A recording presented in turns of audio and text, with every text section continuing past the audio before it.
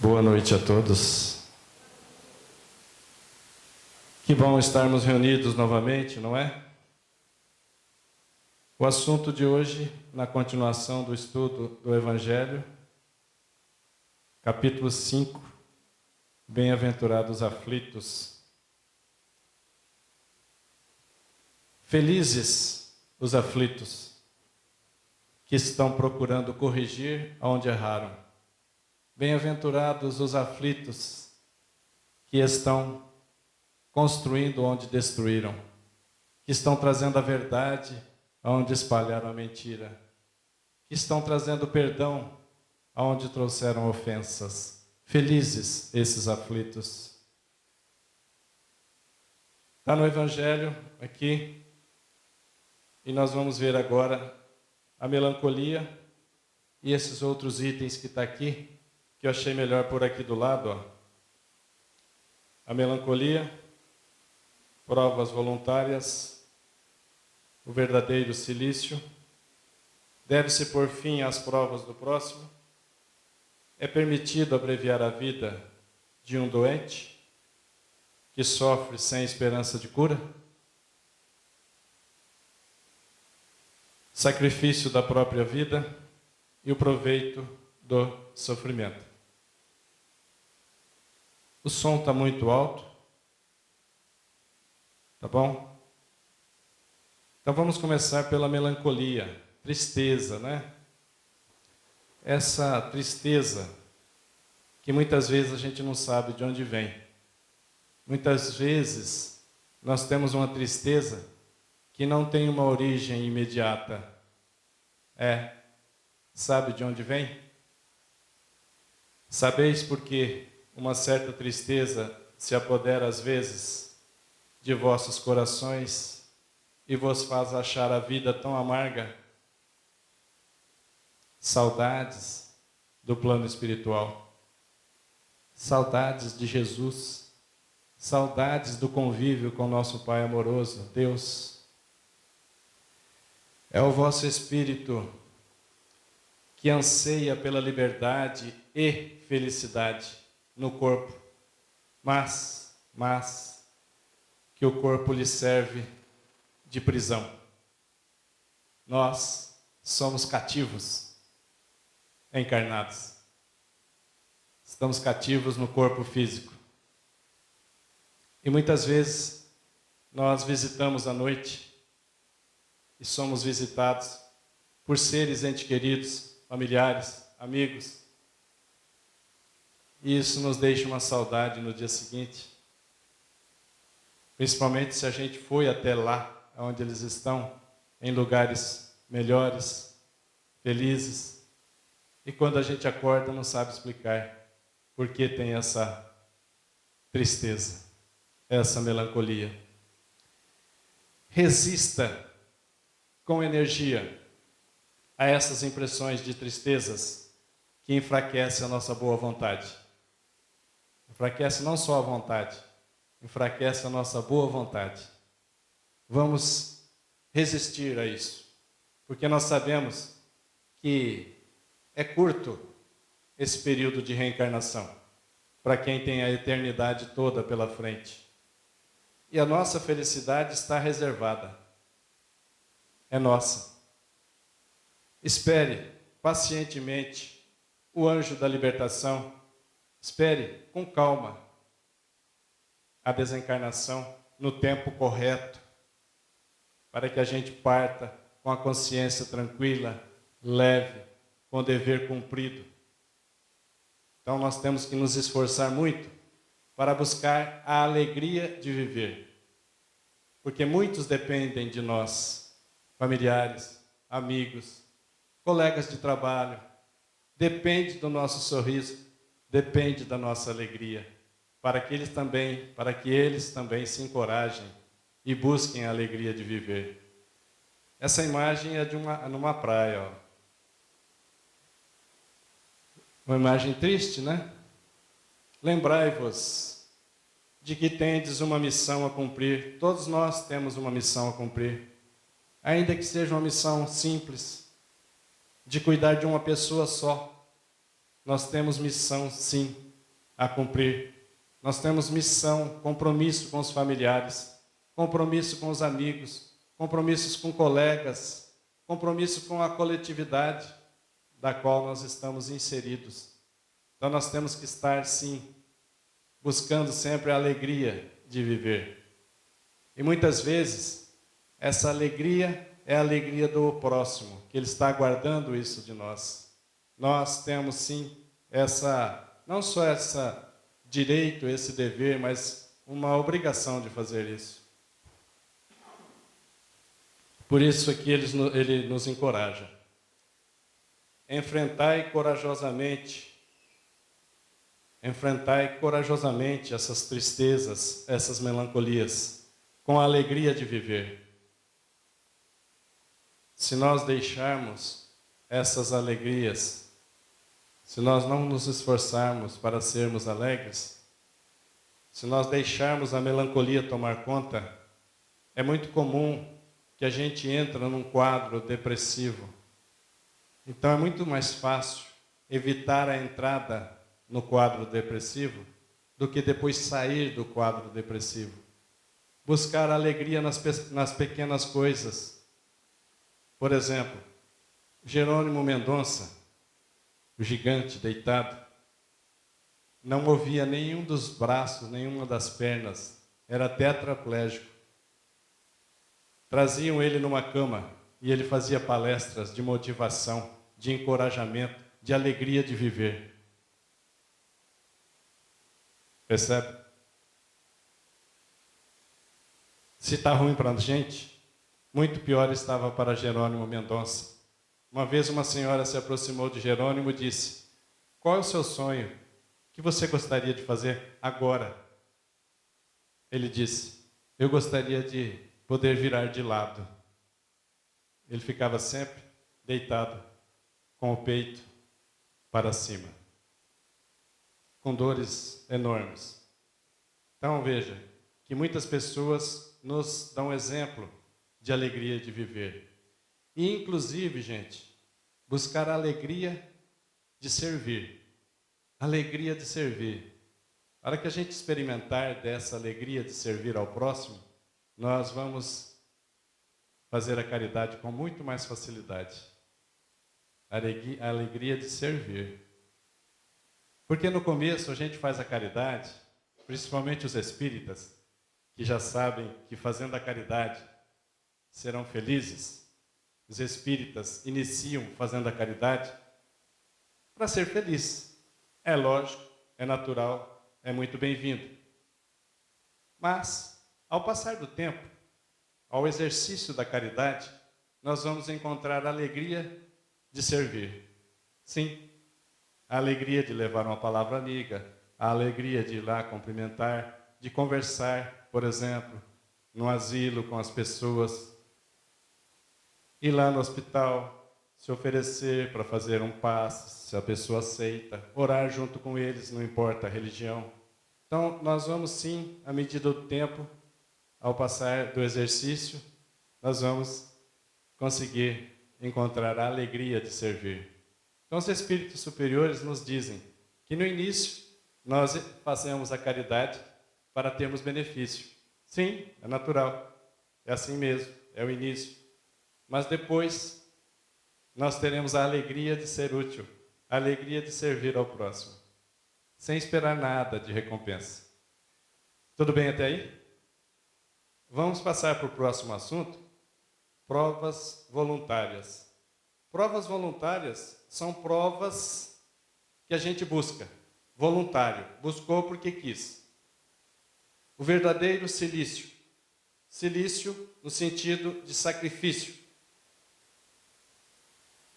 Nós já temos nossas aflições, nossas provas, nossos aprendizados, nossas fadigas.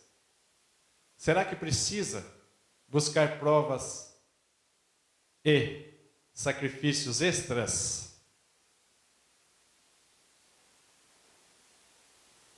Perguntais se é permitido ao ser humano suavizar suas próprias provas. Vamos começar um pouquinho antes. Muitas vezes nós consultamos os espíritos e perguntamos para eles: eu posso suavizar a minha prova? É permitido eu procurar suavizar a minha prova? Por exemplo, buscando uma cirurgia espiritual? Sim. Buscando uma cirurgia mesmo que seja da medicina terrena? É permitido ao ser humano suavizar seu sofrimento, suas provas? Antes de responder essa pergunta, vou fazer mais 3 perguntas. É permitido àquele que se afoga procurar se salvar?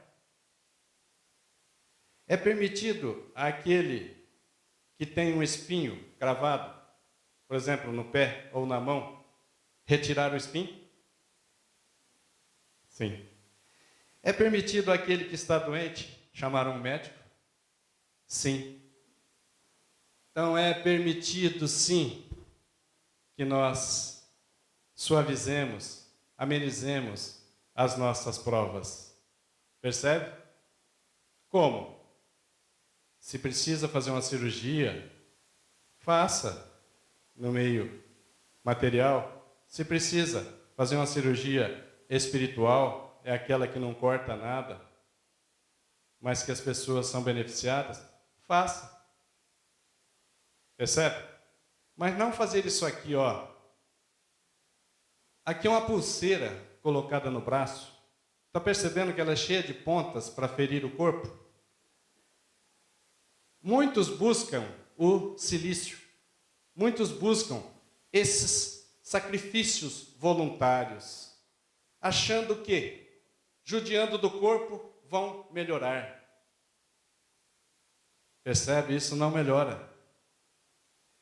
Ajoelhar-se em grãos de milho, espontaneamente, voluntariamente. Orar assim ou orar ajoelhado. E eu pergunto, o que adianta a pessoa machucar, castigar o corpo físico e continuar sendo orgulhosa? Continuar sendo intolerante para com as pessoas? Não ter paciência de atender esse ou aquele? O que adianta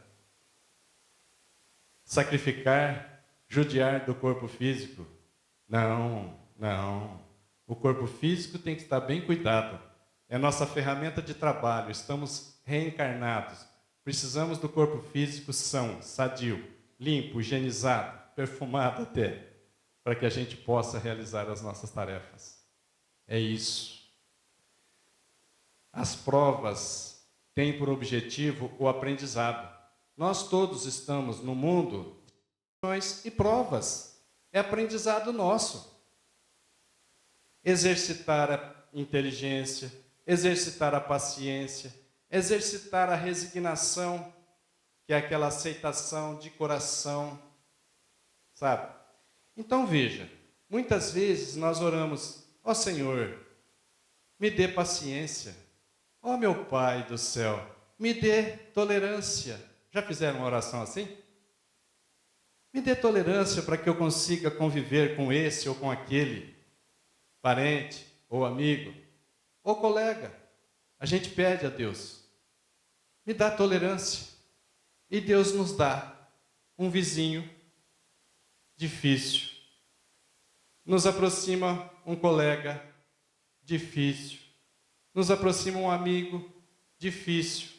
Para quê? Para que a gente exercite a tolerância. Para que a gente exercite a paciência. Quem é intolerante e impaciente é infeliz. É infeliz, porque intolerância e impaciência é defeito.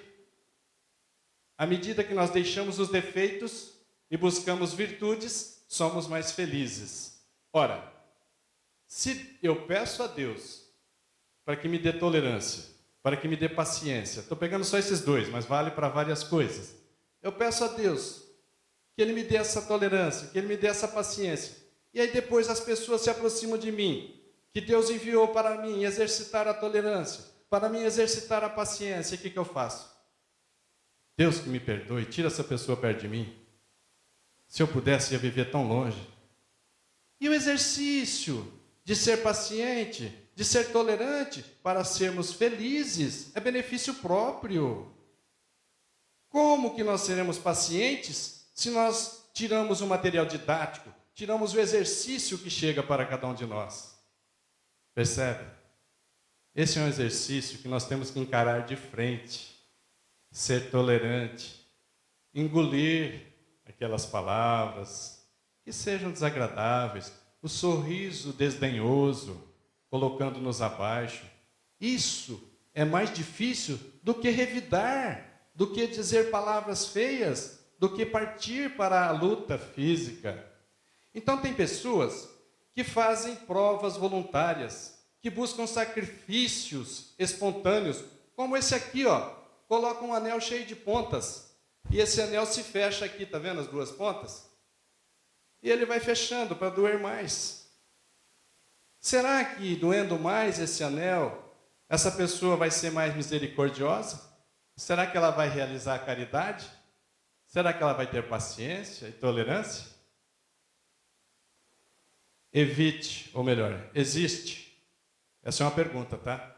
Existe mérito em procurar aflições? Agravando suas provas com sofrimentos que poderiam ser evitados? Existe mérito nisso? Existe mérito nisso aqui?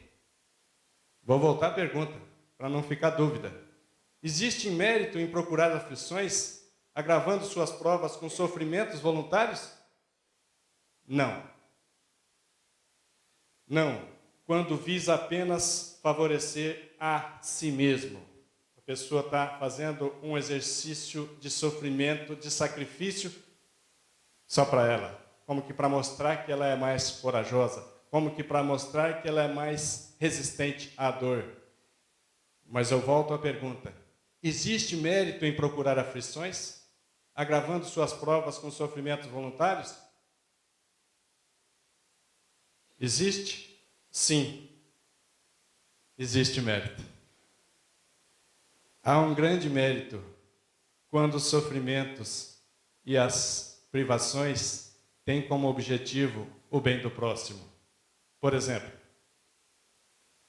eu tenho 2 blusas, mas eu posso passar o inverno com uma só, embora não fique muito agasalhado. Eu faço um sacrifício.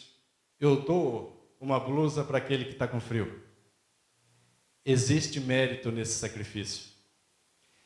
Eu estou comendo e chega alguém que precisa se alimentar também, mas não tem como. Eu tiro metade do que eu ia comer e dou a outra metade. Eu faço um sacrifício de não me se satisfazer na alimentação e dou a outra parte para alguém.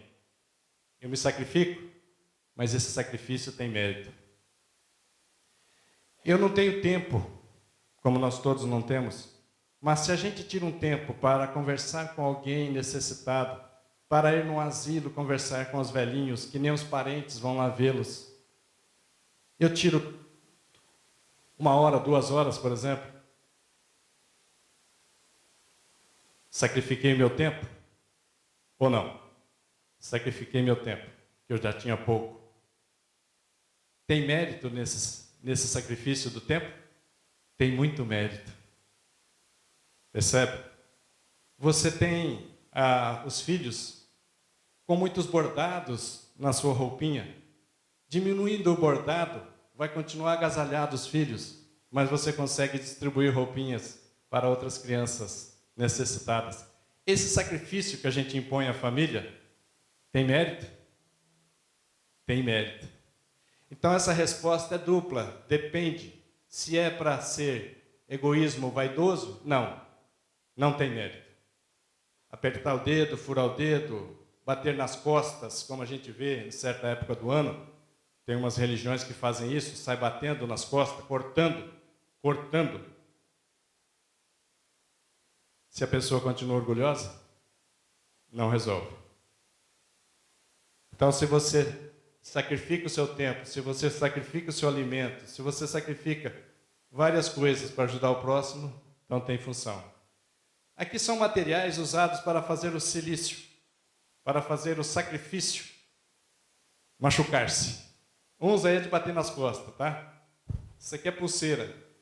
Isso aqui é bater, é como se fosse uma gilete. Aqui está cheio de pontas para bater nas costas. Contente-se. Fique satisfeito com as provas que Deus te envia, aceitando-as sem lamentação e com fé. Aceite as provas que já Deus nos enviou. Agora eu pergunto então, qual o verdadeiro cilício? Qual o verdadeiro sacrifício voluntário? Que é a mesma coisa. Sacrificar o corpo físico ou sacrificar a alma? É o sacrifício sobre nossa alma e não sobre o corpo físico. Castiguemos nosso orgulho. Contrarie seu orgulho. Vá num lugar que você precisa ser humilde. Percebe? Você não está castigando o corpo. Você está exercitando a alma. Recebemos humilhações, sem lamentações. Pisemos em nosso amor próprio. Resistamos à dor das ofensas. As ofensas muitas vezes doem. A gente resiste. Você está fazendo o quê? É para fazer um sacrifício? Sacrifício na alma. Contrariemos o nosso orgulho. Contrariemos o nosso egoísmo. No caso aqui, contrariemos o nosso egoísmo, fazendo a caridade. Ah, mas eu queria tudo para mim. Tira um pouco, distribui. Egoísmo quer tudo para si. Tira um pouco, distribui. Fazendo a caridade. E aqui um novo item. Deve-se pôr um fim às provas do próximo? Cada um de nós tem uma prova, um exercício, cada um de nós tem um aprendizado, cada um de nós tem uma missão. Deve-se pôr fim às provas do próximo? Ou é preciso, por respeito às vontades de Deus, deixá-la seguir seu curso? Ou seja, a gente deve pôr um fim às provas do próximo, ou a gente tem que ajudar e deixar que Deus cuide de cada um de nós? Vossas provas devem seguir o curso que Deus lhes traçou. Cada um de nós, a prova deve seguir o curso que Deus traçou. Mas conheceis esse curso? Não. Mas todos, sem exceção, devemos empregar todos os nossos esforços para suavizar as provas de nossos irmãos, segundo a lei de amor, de justiça e caridade. É uma lei só. Lei de amor, de justiça e caridade. Ou seja, a ajudar, sim, ajudar sem a pretensão de resolver. Ajude. Ah, mas não resolveu. Ele tinha que continuar no exercício, ele tinha que continuar naquela prova. Ajude. Sem a pretensão de resolver. Quem resolve é Deus. Todo amoroso. Deus sabe. Deus sabe quando deve pôr o fim às provas. E eu pergunto, quanto tempo deve durar um sofrimento? Quanto tempo deve durar um sofrimento? O tempo é variado. O sofrimento deve durar o tempo suficiente para que a criatura tenha aprendido com o sofrimento, tenha feito mudanças em sua vida. Por exemplo, arrependeu-se e corrigiu o erro. Então, cada um de nós tem um sofrimento, mas esse sofrimento não tem um tempo fixo. Ele pode ser diminuído se nós buscarmos a alegria e a felicidade na caridade. Isso é tudo que a gente precisa aprender. A lei de amor. Tudo bem até aí? Está indo muito rápido? Tem muitos itens, né? É 5 ou 6 itens. É permitido abreviar a vida de um doente que sofre sem esperança de cura? Ou seja, a eutanásia. É permitida a eutanásia? Não, não é permitido. Um homem está agonizante, vítima de cruéis sofrimentos. Sabe-se que seu estado não tem esperanças. Nós achamos que não tem esperanças. É permitido poupar-lhe alguns instantes de agonia, apressando o seu fim, apressando o seu desencarne, desligando os aparelhos? Claro que não, não é? Na minha família tem um exemplo desse. Nasceu um casal de gêmeos, o Lauro e a Laura. A Laura nasceu e desencarnou muito rápido. Recém-nascida, a Laurinha desencarnou. O Lauro foi colocado em aparelhos. Isso há 55 anos atrás. O Lauro foi colocado em aparelhos, vários, do que tinha na época em Ribeirão Preto. Tinha recursos já, alguns recursos bons. E o Lauro estava pior do que essa pessoa. O Lauro estava funcionando porque as máquinas faziam o seu coração pulsar, as máquinas faziam o seu pulmão respirar. O Lauro estava ali no estado vegetativo. Algumas pessoas disseram assim: deveria desligar os aparelhos. A criança não vai sobreviver. Está ficando caro o tratamento. Não vai ter um aproveito disso. Meu tio, algumas pessoas aqui conhecem, morou em Murutinga, na capital, né? Que é a Murutinga. O Dió. O tio Dió disse: não, enquanto houver vida, não é para desligar os aparelhos. Conta, não se preocupe que eu pago. Não desligaram os aparelhos. E o Lauro sobreviveu. E o Lauro já esteve aqui algumas vezes. É um baixinho, primo meu. E teve 4 filhos, inclusive um casal. O Lauro teve um casal de gêmeos. Um está terminando o curso de engenharia mecânica na ilha. Então veja, como nós teríamos o direito de desligar o aparelho, nós estaríamos tirando a reencarnação de Lauro e mais 4 filhos. Percebe? Ou acha que Deus não tem controle sobre essas situações? Esses instantes finais são muito importantes para o reencarnado.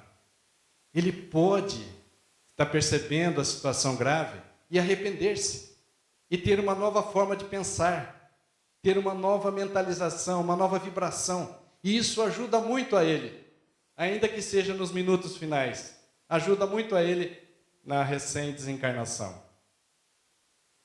Nós não temos o direito de desligar, colocar fim nas provas, nem na reencarnação de ninguém.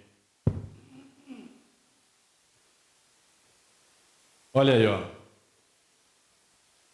Um homem está agonizante, né? Ninguém pode dizer com certeza que o seu fim chegou. A medicina nunca erra? Quantos estão sobrevivendo aí com vários anos, 10, 20 anos de sobrevida? Mais até 40 anos que a gente vê aí fora, e o médico tinha dado a ele só uma semana. Eu mesmo conheço uma pessoa aqui de Guaraçaí, que ele foi tido como criança, na época de 10, 12 anos, totalmente desenganado. Ele trabalhava com meu tio e ficou os pais ficaram muito desanimados. Daniel era o jovem. Todo mundo da família estava esperando a morte. E meu tio disse assim para ele, mesmo tio, Dió, falou assim para ele: rapaz, não é assim não. Você não confia em Deus? A sua religião diz o quê? Não, confiamos em Deus. Os médicos tinham desenganado o jovem Andradina, levou para Araçatuba também. Sobreviveu, mora em Guaraçaí e está uma fortaleza. Você conhece o Daniel? Compra gado, vende gado. Quem tem jeito de saber se ele vai falecer ou não? Não. Suavize os sofrimentos, mas não abrevie a vida de ninguém, ainda que seja por apenas 1 minuto. Nós não temos esse direito. Nós não temos o direito de fazer a eutanásia. Não temos o direito de fazer o aborto. Não. São coisas de Deus. Continuemos com a mesma pergunta. É permitido abreviar a vida de um doente que sofre sem esperança de cura? Vou contar para vocês que um norte-americano médico, neurocirurgião, neurocientista, uma sumidade, Dr. Eben Alexander III. Ele saiu na Globo, no Fantástico, há alguns meses já. Como ele é neurocirurgião, cuida dessa parte da cabeça, faz cirurgias no cérebro, ele operou muitos pacientes que depois vinham contar para ele que se sentiram fora do corpo físico durante a cirurgia, durante o estado de coma. E o doutor Eben Alexander,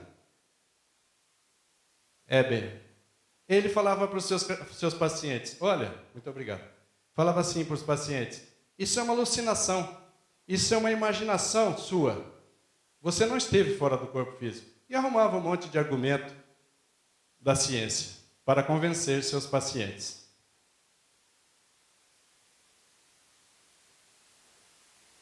Veja, Dr. Eben convenceu muitos pacientes, ou pelo menos tentou convencer, aqueles que tiveram a experiência de quase morte. Ou que estiveram na UTI, ou que estiveram em coma, ou que estiveram no acidente, tiveram experiência de quase morte e retornaram ao corpo. E o Dr. Eben queria convencê-los de que isso era só imaginação. Até que um dia, o Dr. Eben teve uma jornada de vida após a morte. Ele ficou com meningite durante 1 semana em coma. 1 semana em coma. E como era médico, todos os colegas médicos lhe trataram com todo o conhecimento, com o máximo de técnica, com o máximo de cuidado, registrando tudo o que aconteceu naquele período de 1 semana. Lá para o 6º dia, 7º dia, já estavam os médicos convencidos da irreversibilidade, de que o Dr. Eben ia mesmo morrer. Quando no 7º dia, ele retorna ao corpo físico. E nessa situação, ele se lembra claramente dos lugares em que ele esteve. Parecido com o céu, lugares maravilhosos. Ele retorna ao corpo físico e quer contar para os colegas. E os colegas falam para ele o quê? Isso é imaginação sua. Isso aí é coisa do seu cérebro. Dr. Eben, muito estudioso, passou 2 anos vendo todos os relatos, todos os registros que foi feito enquanto ele esteve em coma 1 semana. Em 2 anos, ele não encontrou explicação para as vivências que ele teve. Ele não encontrou explicações para os encontros espirituais que ele teve, para os locais que ele visitou, porque a parte do seu cérebro estava danificada pela infecção de bactéria Escherichia coli, que é a bactéria encontrada em fezes, principalmente. Então, o cérebro dele estava danificado, era impossível ele ter imaginação, era impossível ele ter alucinações. E depois desse estudo de 2 anos, ele ficou convencido de que existe vida após o corpo físico. Ficou convencido de que tem vida no plano espiritual. E ele lança esse livro, Uma Prova do Céu. Não é livro religioso. Muito pelo contrário. Ele é um cientista médico, ou médico cientista. Ele traz uma prova do céu.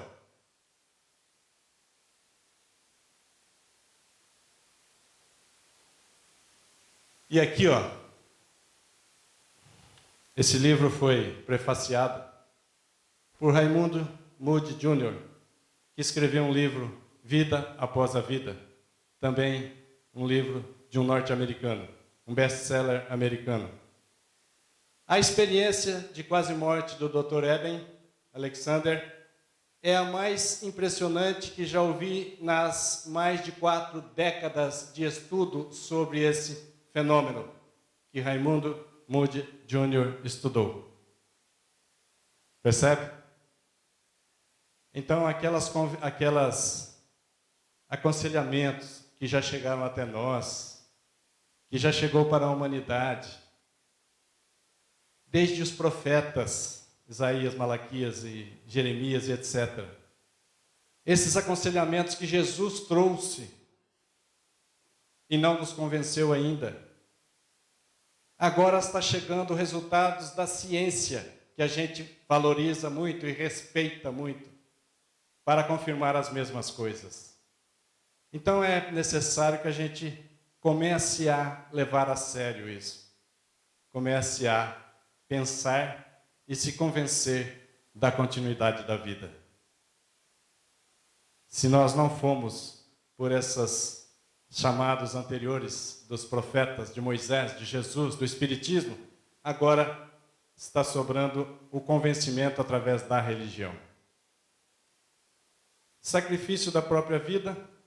Aquele que está desgostoso com a vida, mas não querendo se suicidar, é culpado se procurar a morte no campo de batalha? Com o propósito de tornar útil o seu gesto?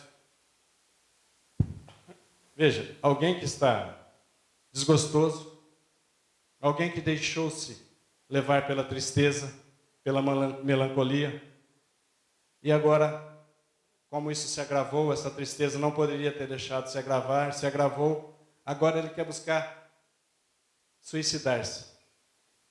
Aí ele vai para um campo de batalha, para uma guerra. Ele é culpado? Ele é culpado se procurar a morte na guerra? Claro que é. Sim, é culpado. Porque existe a intenção do suicídio. Quer se mata ou se faça matar, o objetivo é sempre o mesmo: encurtar sua vida de encarnado. Percebe? Aqui uma situação diferente um pouco. Um homem se expõe a um perigo iminente para salvar a vida de um de seus semelhantes, sabendo antecipadamente que ele próprio morrerá. Isso pode ser visto como um suicídio? Vamos pegar uma situação mais concreta para dar como exemplo. Um bombeiro, que tem a profissão de salvar vidas, pula ao mar para salvar alguém que está se afogando. Mas o bombeiro acha que ele pode vir a falecer, porque a tarefa é muito difícil. Esse bombeiro está cometendo suicídio? Não, claro que não. Se não existe a intenção de procurar a morte, não há suicídio. O que manda é a intenção. Eu vou parar aqui, em função do tempo. Faltou uma mixaria aí, mas está tudo bem, a gente deixa um espaço para vocês perguntarem.